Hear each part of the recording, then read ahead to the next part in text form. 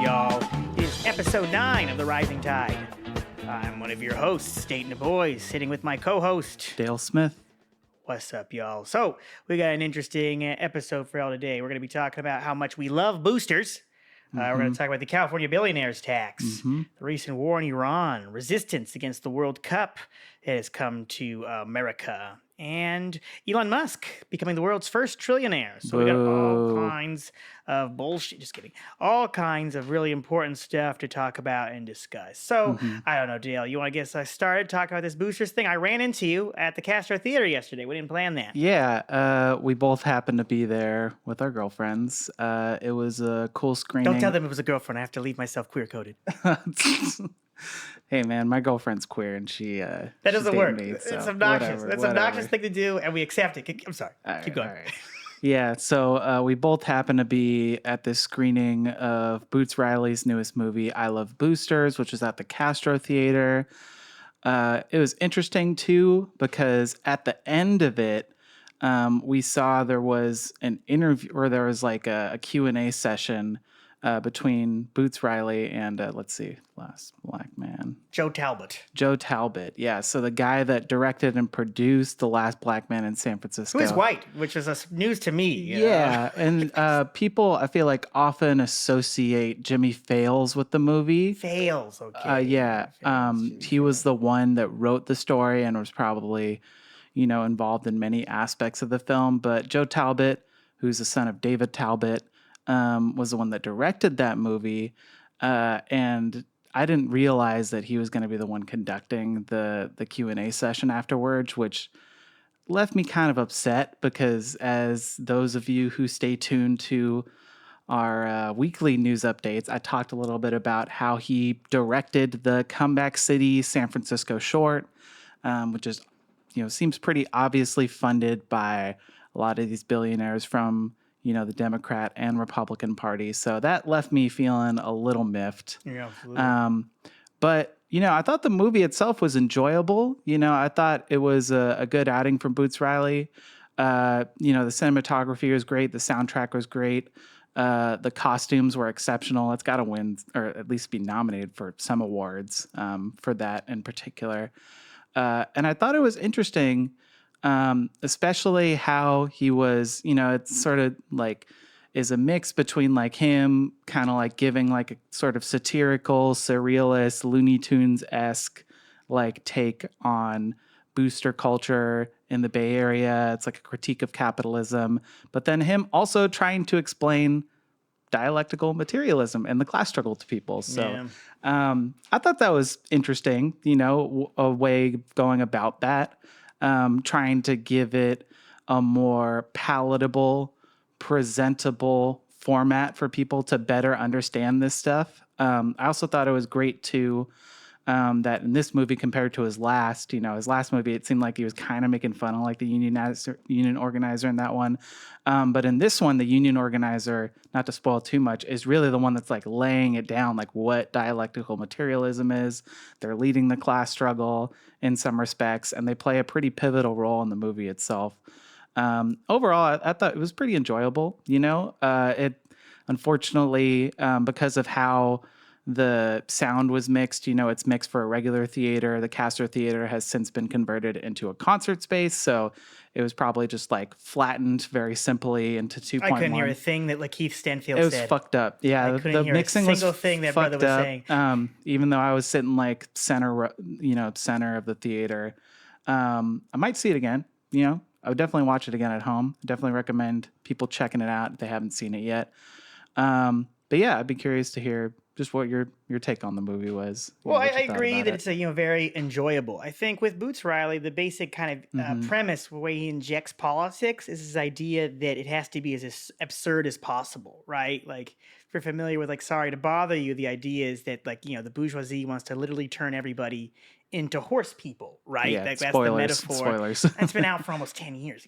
That's fine. It's like an 8-year-old film, right? And so, like, those similar approaches taken in this film, which is fun. It's fun. way to approach it versus just like some educational piece, right? You know, I always think back to some of the the revolutionary films of like the 60s and the 30s, right? You think like Salt of the Earth, you think Finally Got the Great News, movie. you know, two Great very movie. like Great direct documentary. films, like just dealing directly with the politics in plain language, right? And so obviously, you know, in this modern media landscape where it's so predominated by these capitalist interests, it's very difficult just to make a straight up red film and have that be produced, right? And it's also less fun. It's less fun. We should find a creative way to express these ideas. You know, I think one of the interesting topics that was covered in the film is loneliness, right? Because the protagonist, she's given like two routes to like end her loneliness, you know, romance or international solidarity, right? And so I thought that was interesting, you know, and I keep looking at my notes on my phone because right before, you know, went to this film, I got bipped myself, which is Right. ironic. I just go into Oakland, park on MacArthur, and then someone opens up my trunk, takes my laptop out of my backpack, leaves the backpack, which actually was very nice of them. That was a very Sometimes they're a kind, little considerate. very kind thing for them to do. Because if they had really taken my backpack too, that would have been very demoralizing, you know? But, you know, I think, you know, it goes back to this whole like real culture of, I don't want to say the culture of bipping because that even like is ridiculous, right? Like crime is like I don't want to say like it really puts the onus on the people, right? Like, why do people commit crimes? Like, oh, well, it's their culture. They just like to steal, right? And I think, sorry to bother you. I'm not sorry to bother you. Oh my goodness. But I Love Boosters really tries to confront this like larger socioeconomic reality of why people turn to this boosting and why the people that oppose the boosters, like at the systemic level, like from the idea of media, culture, and politics, like, well, it's not really has anything to do with public safety. It's everything to do with advancing their own class interests and keeping working people down. Yeah, that's well said. And I think it had some great insights into how it's like, oh, well, it's saying the real criminals are like the people out on the street boosting clothes, but really it's like who's stealing their ideas. You know, these people are bigger than just, you know, these labels that are put on them, who's promoting these narratives through the media. I thought it was interesting too, you know, in the Q&A session afterwards when, you know, Boots was being asked by Talbot, like, he's like, oh, what do you think about this whole like bipping culture and stuff? It's like, well, you know, The Intercept put out a pretty good article recently about like how a lot of this stuff comes from, you know, right-wing think tanks that are funded by police, you know, like the POA and stuff, Police Officer Association, to really promote this idea that crime is on the rise. It's affecting everybody. It's terrible. And this, somewhat ironically, feeds into this narrative that people like Talbot help craft by doing this stuff. You know, the guy made one movie. It was probably like 8 years ago at this point. Hasn't really done anything since. With a very negative political message. Like, you know, let's be frank. Like, the whole point of Last Black Man in San Francisco is there's nothing you can do, so just move. It's pretty nihilistic. There's some good moments in it, but I don't know. People have mixed, you know, different feelings about it. But I think it's important to recognize, you know, even somebody who's like trying to portray themselves as like, oh, I'm like from this city, I love this place, this and that. It's like, yeah, but who are you getting bankrolled by to push specific messages? You know, I don't think Boots like picked him out personally to ask him questions and stuff. And I thought it was pretty revealing, like, you know, his response to that. And it was cool just hearing Boots talk in general, even if the whole time I was like sneering at Talbot asking questions and just thinking like, man, if I really could ask somebody a question, I would just ask him directly, like, who'd you get money from to do this thing? So, Yeah, exactly. But, you know, movie overall, definitely worth seeing. Highly recommend it. Seeing it in like a more traditional movie theater, unfortunately, as opposed to like one of the more classic ones, you know, where it might not be mixed properly as we experienced. But, you know, I definitely think there is a huge need for this type of media, this type of medium, these types of films to be put out, you know, that maybe aren't like fully revolutionary, but have that essence in it, you know. And I think that's important because oftentimes we see how popular mainstream media gets, you know, skewed and like portrayed as like being this revolutionary thing when really it plays the opposite role. Like obviously the big one that always comes to mind for me is like with Black Panther and stuff. When in reality, like Wakanda was this like isolationist, you know, entity that was working with the CIA and wanted no business in actually Black liberation and stuff. So, but I think like, yeah, this movie was great. Highly recommend it. Definitely worth checking out. Yeah, it's worth checking out. Finding a theater near you. Yeah. Right on. So yeah, let's move on to the next part about the statewide potential billionaire tax. Yes, the billionaire tax. I think in San Francisco, folks have been paying attention. This, we've. I always just want to open this up by just using the example of the San Francisco wealth tax. We had Proposition C, which was on the ballot. I think this was 2018. Sounds right. Yeah, about there. So almost 8 years ago at this point, right? Where I think it was a tax on profits over $50 million, which which targets normally very large corporations. We're not talking about mom and pop shops, right? And I think this is just a micro example of how I really see a lot of these ballot measures taxing the wealthy, these institutional reform-minded attempts to redistribute wealth play out in the sense that they just don't work. Right, because I think with Proposition C, I think when it was initially passed, I think overwhelmingly passed in San Francisco, with I think over 80% approval from the voters. Look this up; it's true. And then it was immediately just like tied up in the courts for 4 years almost before ultimately the wealth that was achieved, that was taken from that wealth tax was just sent to SFPD. Right, it was just a pot of money just sent to get more cops. Right, and so that wealth tax in San Francisco created the basis for the explosion in the police industrial complex that we've seen in the last 8 years. So it's like the people demand change. And we see how this bourgeois system uses that drive to actually just even reinforce its own interests. I think, it's really just important that we understand that, particularly now when the money in politics is so high, right? Where all these candidates, in order to be any type of candidate outside of, city controller, you have to have so much corporate backing to where, the voters stop mattering, right? Because they're just buying signatures to put people on the ballot. They're flooding the news waves with all their candidate ads, right? They're flooding your phone and your telephone with all these different ads as well.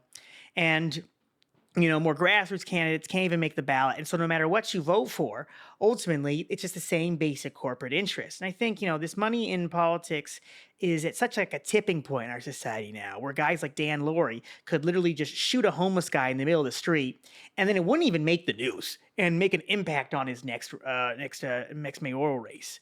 And so, I think, and I think it's this aspect of like the money in politics is so important. You think of last year where there was on the ballot, there was the ban on slave labor in California prisons, which did not pass, right?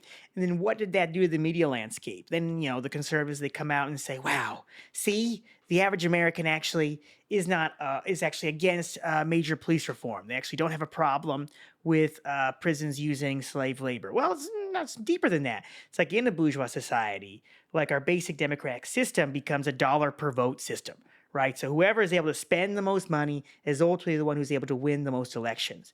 And so, I can imagine, I don't even have to look up these surveys to know that the average electorate is in favor of taxing billionaires, right? Like that is so clearly is. And the demographic data does back that up. Like I'm not just talking out my ass here. But it is unlikely to pass. And if it does pass, right, it's immediately going to be attacked by the legal system, right? Like immediately, all these billionaires are going to use every aspect of the legal system, which they're very good at using, to obstruct it every step of the way. And like we've seen in San Francisco, if they manage to collect the money, they're going to find some way to steal it back through the form of public subsidies, through sending money to cops, And so, yeah, I think that's the basics of it, right? Of this situation that like, like I think the fact it's on the ballot, I think is a basic response to like where the needle is, where people are so incensed about the money in politics. They're so incensed about wealth disparity that if you want to be any kind of progressive, you have to at least pretend that you care about this basic idea of redistribution of wealth. But in our present capitalist system, we can't use the legal system to redistribute wealth. Yeah, I mean, I think you raised some pretty important points. I think like some people might point to in this most recent election, it's like, oh, but like Tom Steyer and like Shoykat Chakrabarty spent tons of money, more than the other candidates, and they weren't able to actually win their elections. But I think part of it has to do with like the messaging they're putting forward and their ties to the establishment as well. And I think like ultimately, the establishment is always looking ways to funnel people back into what already exists. Exactly. And yeah, I think essentially like most people are in favor of these types of taxes. I know we are. If it were to pass, that would be a positive thing. But at the same time, a lot of these people control many aspects of the media. A lot of these people have these extremely high-powered lawyers that they can just keep throwing money at. And these people want this to fail. I mean, I think this past week, the SF Standard came out with an article talking about how a lot of these people who are opposing this, the statewide tax, they're trying to work together in some respects. There was like a signal chat that was uncovered by, this journalist that basically found that the head of Google, venture capitalists, the CEO of Zynga, people in finance, Gary Tan, the guy that's behind GrowSF and stuff, PayPal co-founder, et cetera, all these people were trying to find a way to coordinate to defeat this on a statewide level. But at the same time, they're divided in exactly how to do that. This article that I read is specifically talking about how Ron Conway, who's like the guy for SF politics, who bankrolled every mayor up until Lurie, from Willie Brown to Lurie, he was like, he's been around the block a few times, and he was like disagreeing with a lot of these people as to how to go about doing this. And it's kind of funny because he didn't end up getting added to later chats down the road because of these disagreements. So, there are fractures even within the ruling class and how they're deciding to go about fighting back against this. But at the end of the day, they're all united in their goal, just not in how they're going about doing this, And I think, ultimately, like what it's going to take for something like this to be effective is to really like expose these fractures and capitalize on them, but to actually like have some sort of movement that isn't specifically along the lines of like playing their game, because we've already seen how this plays out at a local level.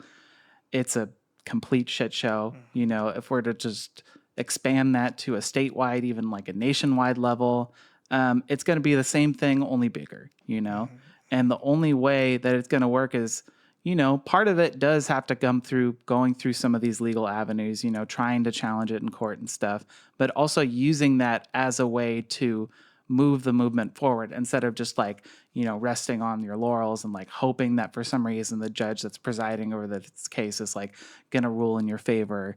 At the end of the day, like anything that ends up getting voted on is going to end up in front of a bunch of politicians, and they're just going to decide whether or not they agree with it or not.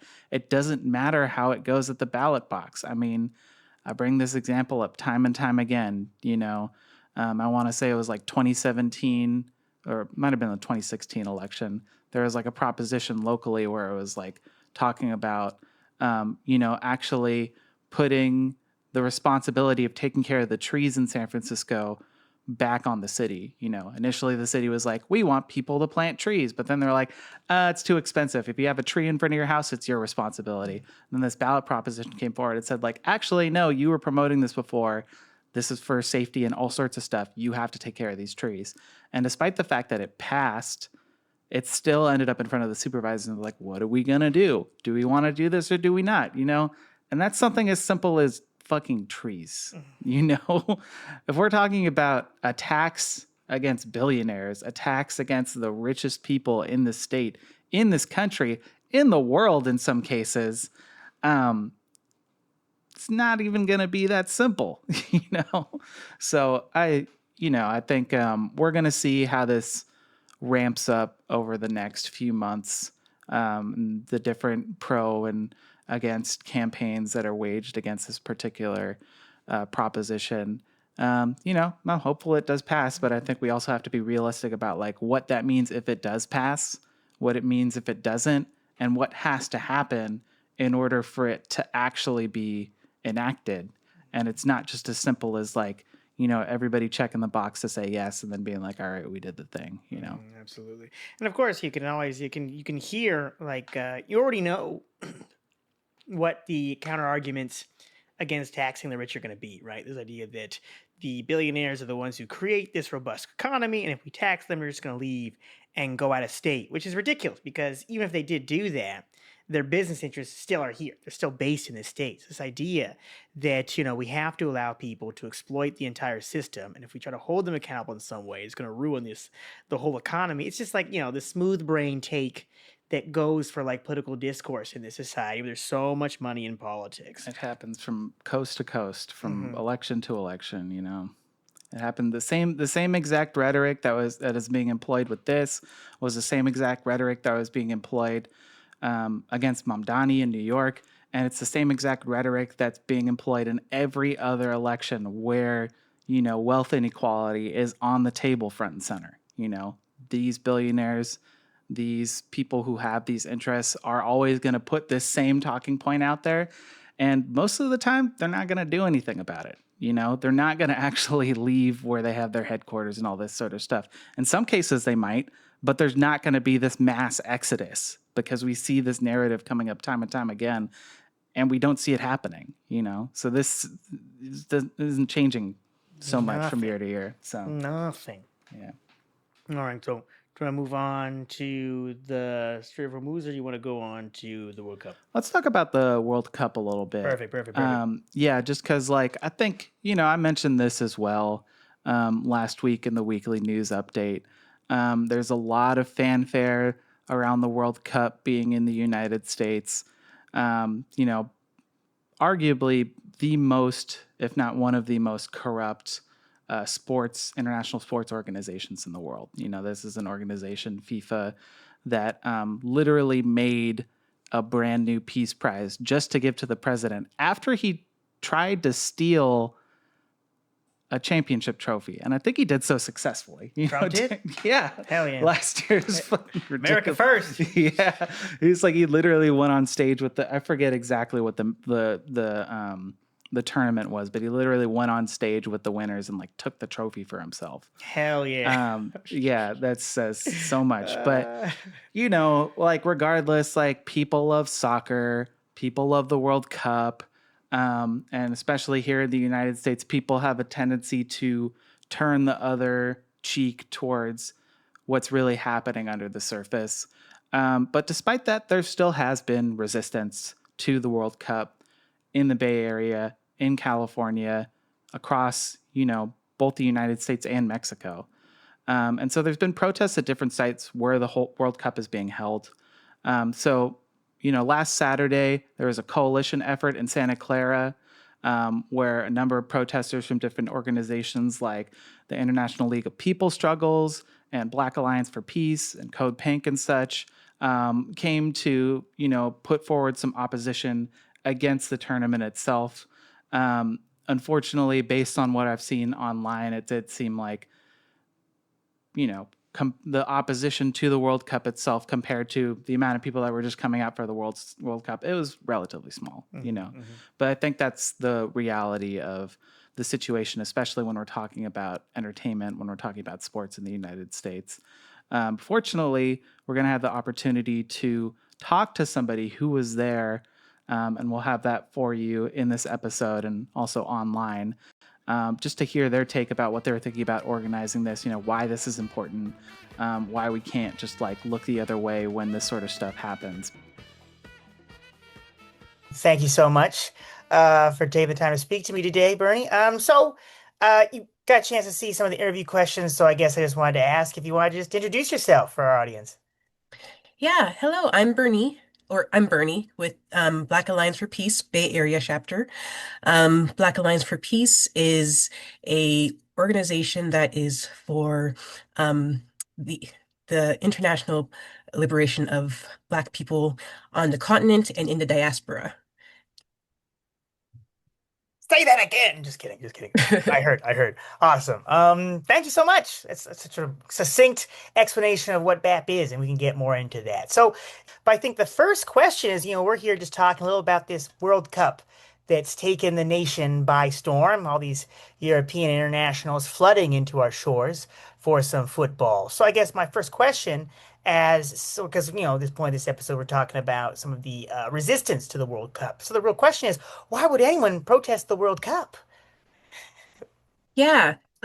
So the World Cup is the largest sporting event on the planet. And obviously people love football. We call it soccer in the States, but it's football. And um we are calling for a boycott of the World Cup because there are just so many examples of the United States and its allies committing crimes against humanity, genocide, both on um, on its own shores, like with ICE and the disappearances of everyday people into facilities that don't have adequate food, adequate shelter, and the atrocities that the US is funding and giving diplomatic cover for abroad, um, especially the genocide in Palestine, in addition to ethnic cleansing. Now that's been spread to Lebanon, the unnecessary illegal war in Iran. Um, where do I even start? Cuba. We're starving Cuba. We have a decades-long oil embargo that's starving people, that children are not able to um, eat, not able to have proper nutrition because of the blockade. I can go on, but basically, we are saying that in order to be compliant and align with FIFA's proposed um, values, it should not be held in the United States, Mhm. or the game should not be held in the United States. Absolutely. Yeah, I think it's so important that you put it all out there in that succinct way, right? Because sports culture is such, it's such a popular thing, right? Here in the States, internationally.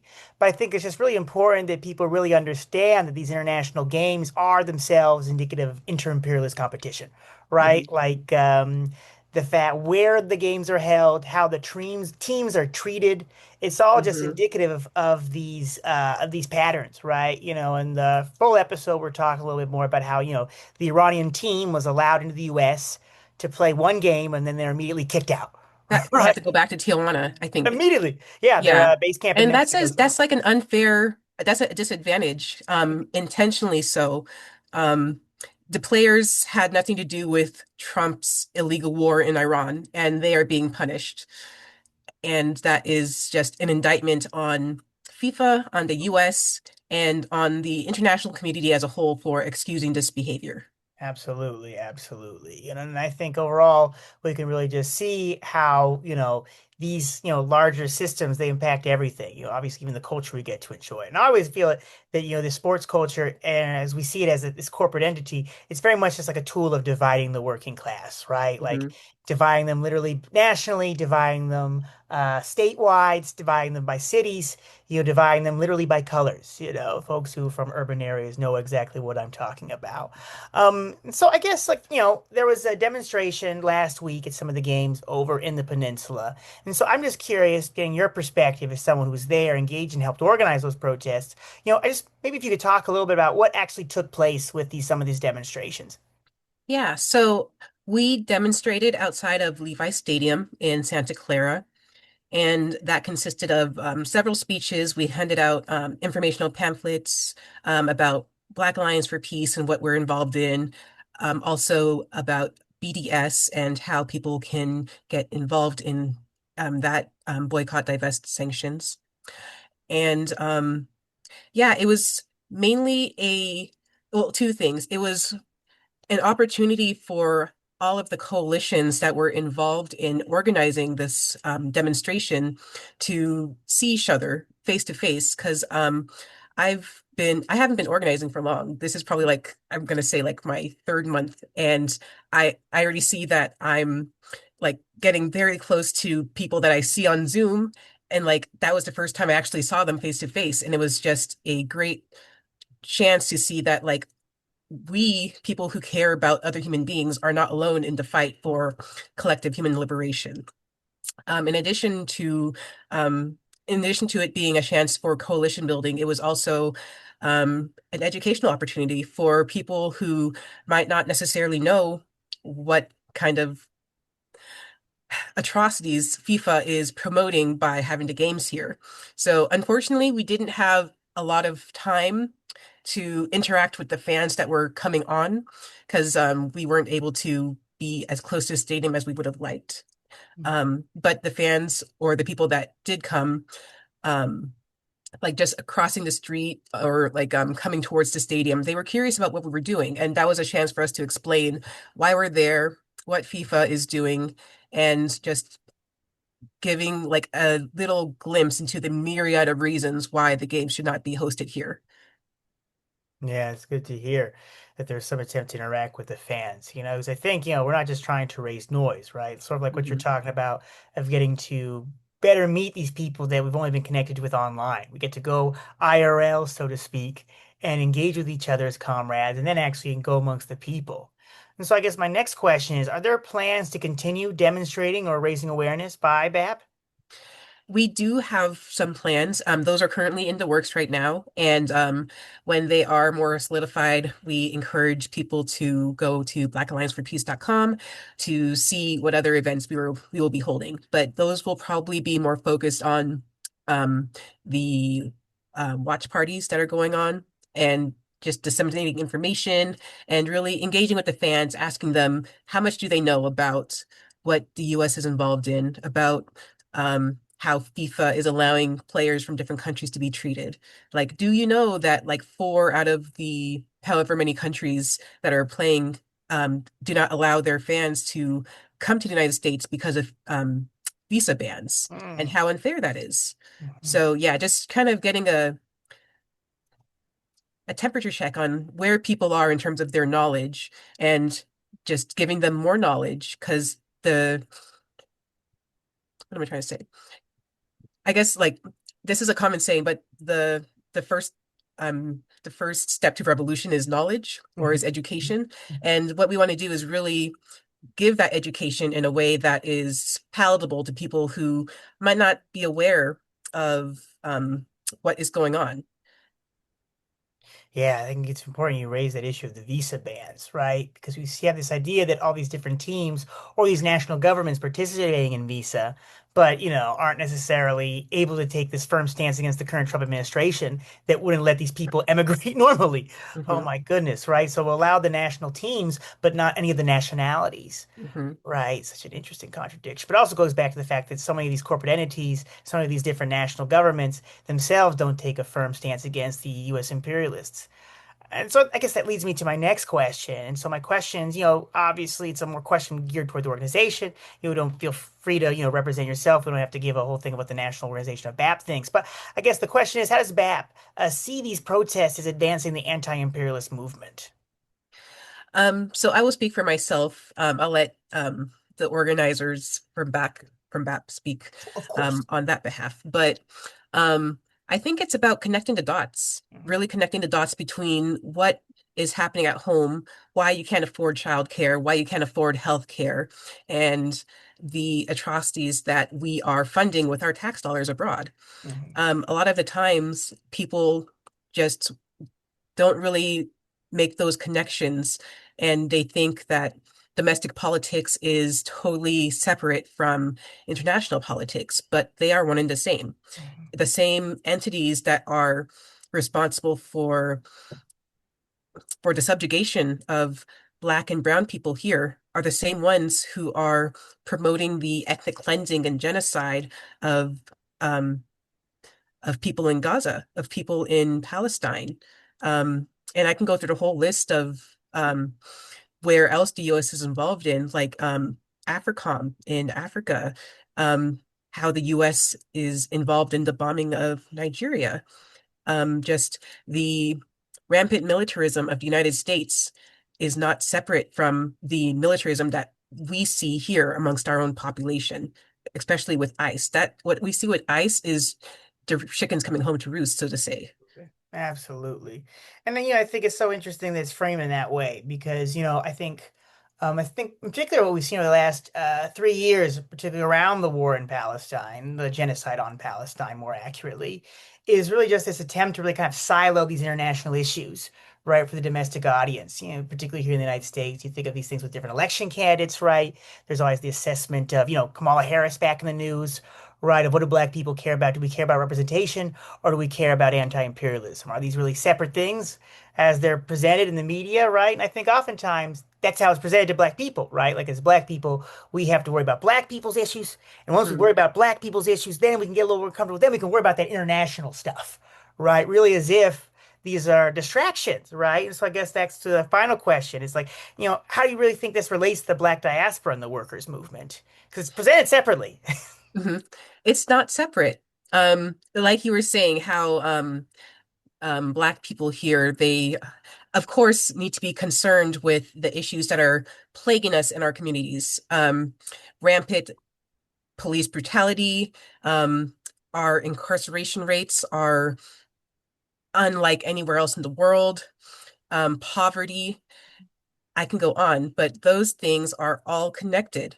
And what we want to do is make those connections so that Black people, especially, know that we are part of an international community. What affects Black people in Nigeria or Senegal directly affects us here as well.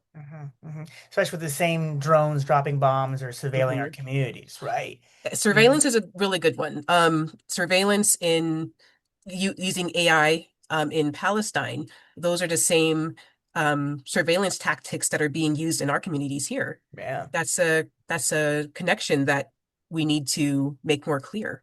Yeah, yeah. When I was in the West Bank a couple years ago before the war started, it's like this is right before even like a lot of the Stop Cop City stuff started popping up nationally with use of AI cameras. And it's like those same AI cameras are what, Palestinians have to go through in border checkpoints every day, Mhm. right? And that is the reality now with our urban cities now. It's like the same type of cameras that have been tested among Palestinian people are now being deployed to give us flock tickets. I've gotten so many flock tickets in Oakland just for the last couple of months. It And drives then me can I insane. say another thing? Go, of course. And this is We're very, talking. yeah. Um, I'm sorry, I'm looking up that poor baby's name. Um, Cohen Wiley, Mm, the 1-year-old that was shot in hmm Mississippi. hmm No child should lose their life, especially at the hands of police, people who are supposedly supposed to maintain the public peace, right? hmm That precious baby's life is no more precious than the thousands and thousands of 1-year-olds that have lost their lives, who had their lives stolen in Palestine. Those all of our destinies are interlinked, right? Um, the loss of a child in Palestine is no less sad than the loss of a child here, just because they are not on our shores, hmm right? Absolutely. So I just I just really encourage people to internalize what feelings when you see stories like that, what do you feel inside in your heart? And then imagine what it's like for people across our shores.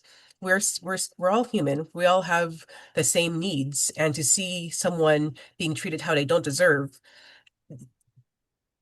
I think the measure of our humanity is how we respond to people being treated how they don't deserve. Absolutely. And it's about being morally consistent. So if I do not want to see a child shot to death by our police here in the States, I don't want to see a child shot to death by the IOF slash IDF in Palestine or bombed to death by US bombs in Nigeria or starved by a US embargo in Cuba. All of all of these things are connected, and every child's life is precious. And I just wish that our leaders would act accordingly. Oh, yes, absolutely. And especially when you see them like all employing the same tactics. Yeah, I think it's so not interesting, but it's quite terrible. It's just that we all deal with the same basic culture of dehumanization, Hmm. right? Like I saw an interesting bit of analysis of like someone going through the news headlines being like, which one of these head news companies is going to call this 1-year-old a baby?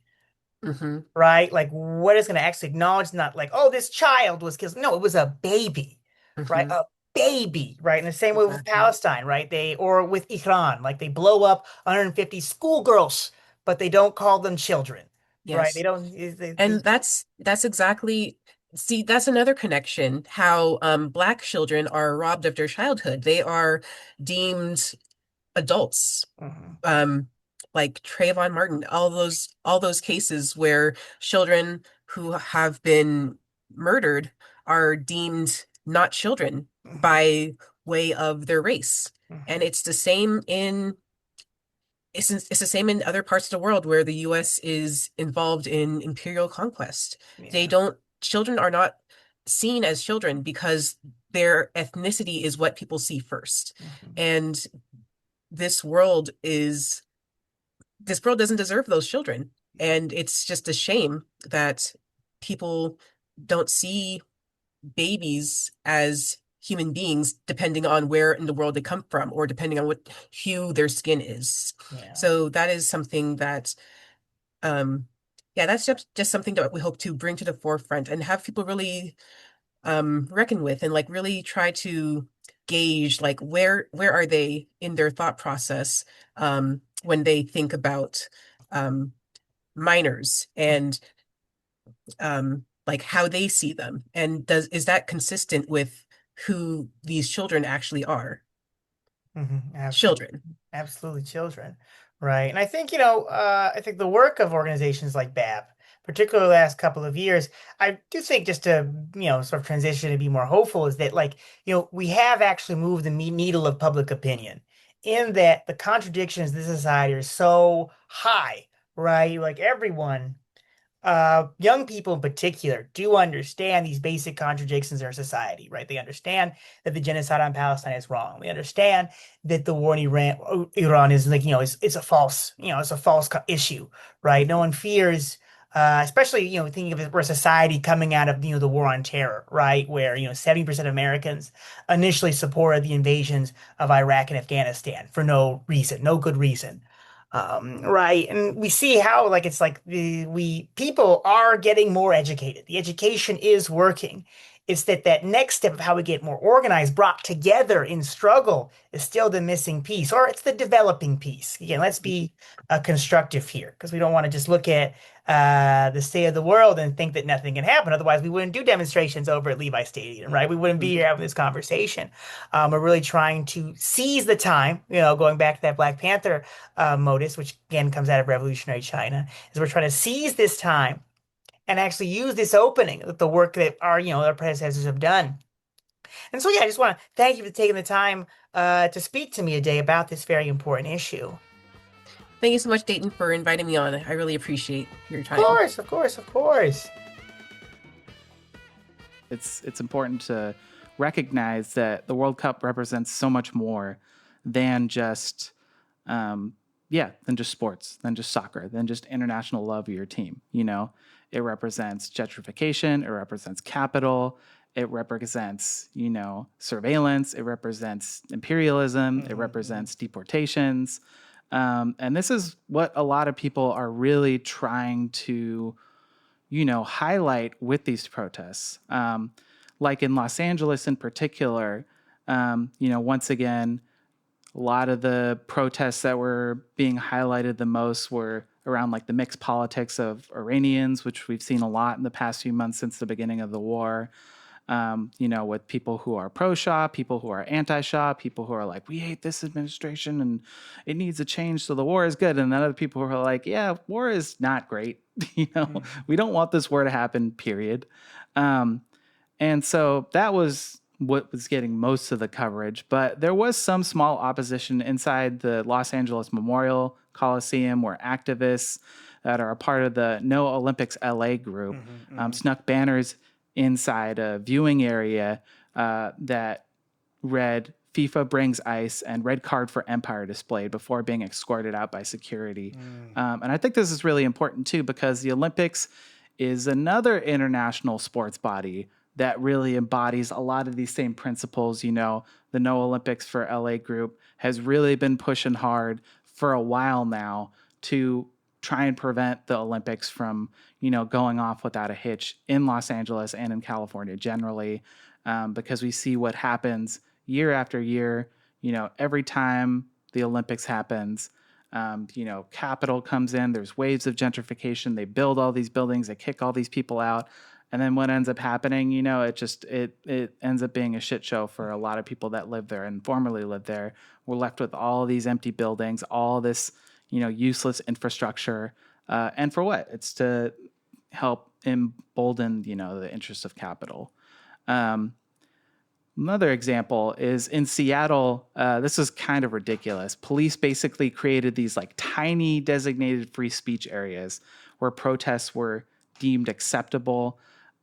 These areas are, they weren't really that big. They would probably at most, like some of them were like 25 by 25 feet. The picture of them, it's actually pretty humorous, like how they thought they were going to be able to contain just like a handful of protesters in this area, a handful of protesters in that area, in voicing their opposition. And so, the protesters largely ignored this stuff. This is an extremely insulting measure, for free speech generally, for organizing. And, a lot of these people opted to take their demonstrations into the streets around Seattle Stadium, around Pioneer Square. And so I think it's important that people are doing stuff like this, showing resistance in areas where they're not allowed, showing resistance in areas when they're told they have to be on the sideline. This is happening all across the United States in major cities at varying levels. I just figured it'd be important to highlight a couple of these examples here on the West Coast. The small amount of opposition in the United States shouldn't really be that surprising. Many people likely saw the celebrations turned riots in New York that left one 17-year-old shot, 5 people stabbed or slashed, 5 school buses torched, and somewhat less tragically, 10 cops injured and 5 police cars damaged in the wake of the Knicks winning the finals in 5 games, the NBA finals. I know lots of people specifically credit this to being unique to the Knicks fan base in New York, but I think when we're talking about sports, all fan bases have pretty toxic individuals, and the more fans there are, the more reactionary stuff comes with it. And I think really what this is it's emblematic of United States sports culture. Not all sports fans across the world had the same type of culture. We see what football fans in Ireland are like, and in other parts of the UK, they show out for Palestine. They're very clear in their opposition of Israel. It's not the same as it is here at all.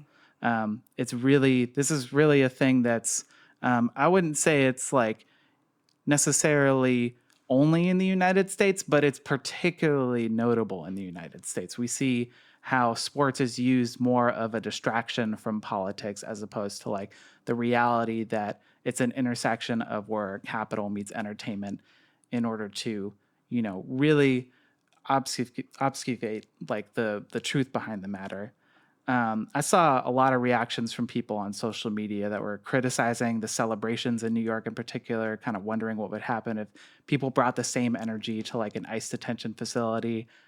I wonder about that sometimes too, absolutely. but maybe, in a better day, in a better time. However, things outside of the U.S. are much different. I talked about last Friday in the weekly news update that the opposition to the World Cup looked much different in Mexico and Mexico City. The protests in the country's capital led to the central Zocalo Square being locked down and protests being prohibited. But despite that, groups have been involved with the protests from all sorts of different industries, including transport workers, farmers, teachers, retired judges, public employees, missing persons collectives, health workers. These protests have been staged all across the city, with streets in some areas being lined with protest encampments in order to bring the city to a standstill. And this is just going to keep going, and I think this is the type of opposition that, I think we would love to see in the United States, generally, when we're talking about these international sports events, but also just generally, And a big part of it is they're really trying to underline the fact that the budget that's being used for, these international sports events, in particular the World Cup, if you compare that to the amount that like teachers make with their pensions and stuff, it's so much larger. It's pretty ridiculous. But yeah, I figured it'd be good to talk about this because a lot of people are just focusing on the sports aspect of these things. But there's so much more to this than just like the matches and the countries and the people involved. But yeah, I'd be curious to hear your thoughts on this stuff. Of course. Yeah, as I see it, like, often sports culture is like dominantly just about dividing the working class, Mm-hmm. right? You see how like all these different inter-imperialist competition, how that plays out within sports, right? Like, there's the prohibitions on the Iranian team, right? Where they were able to uh they had a draw in their match. I forgot who they were competing against, and they're like immediately ejected from the country, right? Like given like negative treatment because not because of anything the team did, but Mm-hmm. because of the relationship between the Iranian government and the United States government, right? That wouldn't happen if the World Cup was based in almost any other country, right? Then you think of like the prohibitions on, say, the Haitian team's uniforms because they're considered too political. Which is ridiculous. It's like it's based on their national flag, which is the first black republic in the New World, right? Like their origin is highly political, as are most countries' origins, right? But again, it's the oppression that's faced upon a country of black people in the Caribbean, right? And I think and the same thing with like the later Olympics. Like these are all basically ways to divide the working class, because if I see it, we talk about stuff's going on in the Knicks. It's like literally every sports franchise in this country is like that. It could be hockey, it could be basketball, it could be football. I mean, obviously, if these are sports that have a working class appearance, right? Like a working class base, then there's this associated like violence and destruction associated with their celebrations because no one has ever flipped over a cop car due to a tennis match or a few rounds of golf, right? Tiger Woods has never caused a riot. And that, goes back to the fact that like, the base is not that base of those sports are not for the working class. They're for well-to-do Mm-hmm. people. So their fans just get drunk and beat their spouses at home, which is also another big aspect of sports culture, right? That I was looking into that apparently internationally, that's a thing around the world where when teams after championships, domestic violence goes up in households, right? So we see exactly how like sports culture is a tool to divide the working class in their Mm-hmm. homes, between nations, in individual communities, like on the street, attacking each other over what jersey you wear. It's ridiculous, and it's very much supported by the superstructure of our country. Yeah, definitely. I mean, yeah, you bring up some good points there about just like the nature of like patriarchy internationally and like rape culture generally, and the role that like this toxic form of masculinity plays in intersecting with when we're talking about capital and its interests and how people relate to sports and stuff. But there's certainly other ways to relate to sports than just this, the main ways that it's presented. I mean, I often think about like with yeah, like when reading about like the sharecroppers in particular in the deep south during the depression era, a lot of them, even though they were organizing, they also loved to play baseball. I think like a lot about, yeah, just like internationally there's lots of different examples of sports being a unifier rather than a divider. But we see largely how sports cultures is promoted and portrayed in our modern day is one that's representing the ruling class as opposed to something that can be used as a way to unite it. Yeah. Yeah, absolutely. All right, well, want to talk about the war? Sure, why not? Awesome. So there's a tentative Iran deal. I think folks may have hopefully folks have been paying attention to the current U.S. and Israel's war on Iran, mostly because I'm sick and tired of paying over $6 at the pump this entire time, right? Pretty bad. Yeah, it's terrible, right? And so this whole situation has been basically a disaster for the Trump administration, U.S. interests in the Middle East. And so this recent deal is like a major setback in a lot of ways for the war hawks in our government, right? Because I think the initial war, set off this, energy war, right? Where the closure of the Strait of Hormuz, Iranian attacks on U.S. and its allied Arab nations' oil and petroleum infrastructure and military bases has really kind of crippled shipping going through that area and has really led to spikes in energy prices that have been passed on to working people around the world. And so Trump began this war at the behest of Israel, with the idea that it was going to be short and overwhelmingly successful. And so, despite all the civilian death toll of the Iranian people and, different service members of the U.S. Armed Forces that were injured in different Iranian missile attacks, overall, the U.S.'s interests have not been met.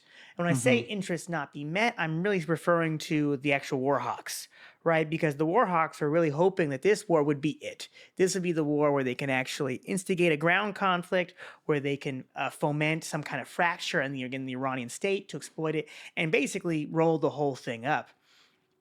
And they were largely unsuccessful. They're also largely unsuccessful from pushing, even with this current deal, pushing Iranians back from the political precedent set by previous nuclear deals, right? And so I think for one particular area, there's all these different efforts to basically expand the war that were basically denied.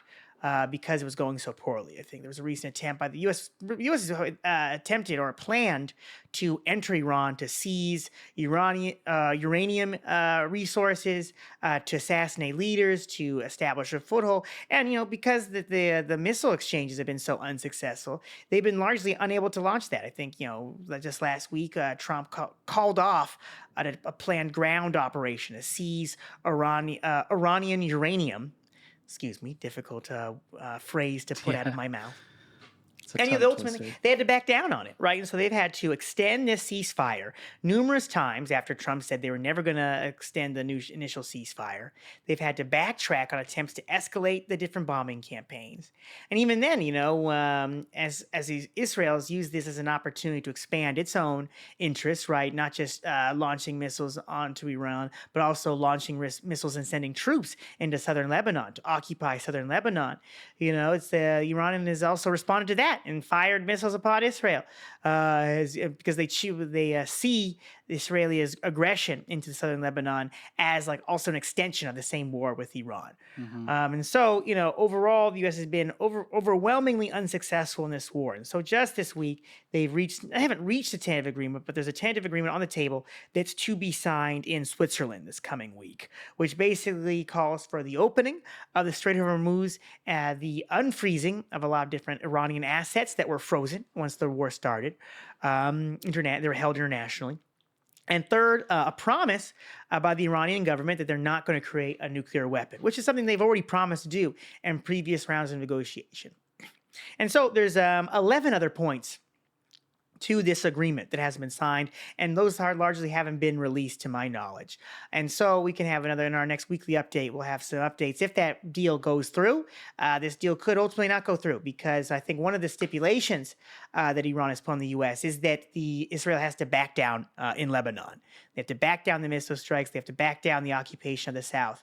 And so we've seen historically that, Israel's not going to do that, right? And so the real question is if that actual sticking point is going to actually force the war to extend, right? Which, again, has been a lot of egg on the face of the Trump administration. So, yeah, the war has been an absolute failure for the United States. It has been a great cost toward the Iranian people.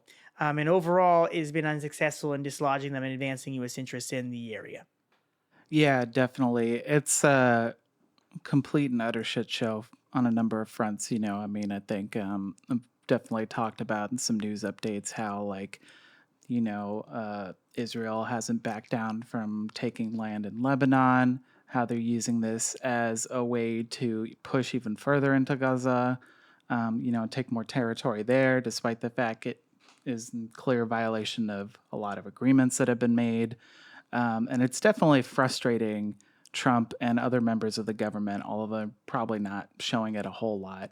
I think it was pretty interesting too, a couple weeks ago, there was this whole thing about both the armed forces in Israel and the United States becoming integrated with one another. That's a pretty unprecedented thing that I don't think has ever really happened, honestly. I'm definitely going to look into that after this, but it's extremely significant, and I think it's really telling because, the U.S. was essentially dragged into this war, and now they're being forced to, basically buddy up with this other, armed forces that's, trying to really push this, despite the fact that it has been extremely unsuccessful. It's a thing that we've always known is going to be unsuccessful, for decades. And yet, despite that, this is just another thing another blemish on the present Trump administration of like things they just can't seem to do well because they're really good at that. If nothing Real else, good. you know. Real good at that. Yeah. All right, want to talk about Elon? Yeah, sure. So for our last piece of news, we're just gonna chat a little bit about something that happened this past week. After the recent IPO of SpaceX going public, essentially the company became valued around $2 trillion. Yuck. And that made Elon Musk the world's first ever trillionaire. Boo. Couldn't have picked a lamer person to become a trillionaire. I mean, seriously, the dude is not even a gamer. Yeah, he's got What a shame. He's got a fake penis. He's He's a cis man got with a fake wiener. He's got fake hair. He's got a fake dick. He fakes his gameplay No on his offense to streams. people with fake penises. He can't even hire people to mod his chat. What a loser. What a fucking loser. Like, I mean, come on. Like a single He's father got $1 of trillion 13 children. and he can't hire Yuck. people to moderate his chat. 13 children out of wedlock. Disgusting. Yeah. Mostly through surrogate. But yeah, this company is valued at around $2 trillion, even though they've only had like a 60% success rate with their rocket launches. Some of them have gone well, a number of them haven't. And it's also worth noting that SpaceX is a pretty dangerous company to work for. In 2023, it was reported that there are over 600 previously unreported workplace injuries. I wouldn't be surprised if this number has only gone up since we saw that Elon was heading Doge for a bit until the president eventually was like, I'm sick of you. I can't deal with you anymore. And I think a large reason why he was doing that was to cut down on government oversight of the various corporations that he runs, because if anything, Elon Musk is good at anything. He's really good at treating his workers terribly. He's really good at OSHA violations. He's really good at trying to tout ideas like they're his and getting credit for things that he didn't come up with, He's a very good union buster. Yeah, he's a very good union buster. The only thing in recent memory that I could think he probably is like actually genuinely like created other than an idea is probably the Cybertruck, and we all know how they look. It's one of the probably the ugliest car ever created. Also one of the most useless ones given all the things it was touted to do. Yeah, like driven by like problematic dads and like violent young men all over the West Coast. It's crazy. Yeah, as if seeing Teslas everywhere wasn't a warning sign. Seeing a Cybertruck is like double that, It's like you could exponentially raise that. Yeah, that's how I feel generally seeing them on the street. It's like the PT Loser on steroids. Remember PT Loser? The PT Cruiser? No, the PT Loser. That's what we called it as children. Like we guess when even that's aged better. It is aged better. Like now it's fun. Like I would love to drive around a PT Loser. I'm not using the real name, but like this is like it takes it to another like an extreme. It's just like it looks like every like stereotypical future car. Like it literally looks like a bastardized versions of the car from Minority Report. Remember those shits? Yeah. Yeah. Anywho. Yeah. I mean, we talked about, we mentioned that Elon's really good at union busting, as are most, billionaires, as are most the single trillionaire now. Its disregard for workplace safety practices is also really well documented. There was a report that came out in 2023, I want to say, where there were 1,100 different accidents that went unreported at various Tesla plants. Tesla has been fined hundreds of thousands of dollars for said injuries, accidents, and violations of OSHA standards. But this is like, I don't even think it qualifies as a slap on the wrist, Yeah. When we're talking about hundreds of thousands of dollars, even if it was like $1 million across all of his companies, $1 million against $1 trillion. It's nothing. It's 100,000 million. 100,000 million. 100,000 million. That's nothing, No, that's more than that. I don't know. I'm bad at math. Well, 100,000 I went to a charter school, so don't. Oh, well. Well, it just goes back to like I think Lenin talks about that, how like basically if like the legal penalty is a fine, then what it means is just that poor people can't do this and rich people can, right? Like if the penalty for like breaking a law is just a fine, it just means it's just like there's an income level that you need to have in order to do whatever that thing is, right? So you have to be a big corporation before you can like injure 600 of your workers, right? And once you can, you're like, go crazy, you know? Yeah, it's pretty gross, you know. I mean, I think yeah, I see stuff like this and it's like pretty demoralizing, but I think it's really a sign that like workers in these different companies really need to push and organize more. And I think there They just can afford it. there needs to be a new wave, you know, of union organizing in this country that's able to push things forward like it did in the early 20th century, you know. I mean, are we really going to have another Triangle Shirtwaist Factory fire in order for there to start being like actual like investigations into this stuff? I will say under this present administration, we're not going to even see an investigation. We're just going to see a lot of BS about fake news and this and that and whatever. And But hopefully more warehouse fires. yeah, I mean, yeah, you know, there's warehouse fires and there's warehouse fires. You know, Exactly. warehouses sometimes just catch on fire. Other times, people are mad. People are mad So, that they make nothing yeah. working all day in the warehouse. I think the Tracy warehouse fire was just a warehouse fire. Yeah. But it happens, and it's crazy that it did happen because that was yeah, I think one report described it as like literally just like a skyscraper on its side on fire. It was huge. Massive facility. I'm surprised we didn't get worse air quality in the Bay Area in generally, but it probably just had to do with like the winds and stuff. Oh yeah, it's that became a Central California problem. Yeah. But yeah, I mean, I think you know we might see. I mean, we're hopefully going to see more union organizing over the years. We might see a move back to the you know the Luddite movement where people are just like these machines suck. Anti-tech. let's destroy it. You know, I mean that might be more of what we need in the future. 'Cause at this point, it's you know I don't want to say anything's better than nothing, but certainly something's better than Something nothing. must be done. Something must be done. Because I think it goes back to like, what does it mean that the company's valued at $2 trillion? What does it mean that Elon Musk is valued at 2 trillion, at what 1.3, 1.6 trillion Something or something? like that, yeah. Right. So it's like, you know, in the end, like this is just like basically a title. It shows like the real consolidation and expectation for these companies, right? Like it's a valuation, which is again, like it's all built on sand. It's built on speculation. And so this idea that he has this much wealth is like, it's largely like this big con game, right? It speaks to how terrible these people are at whatever business is they do, like right, like they use this monopoly position.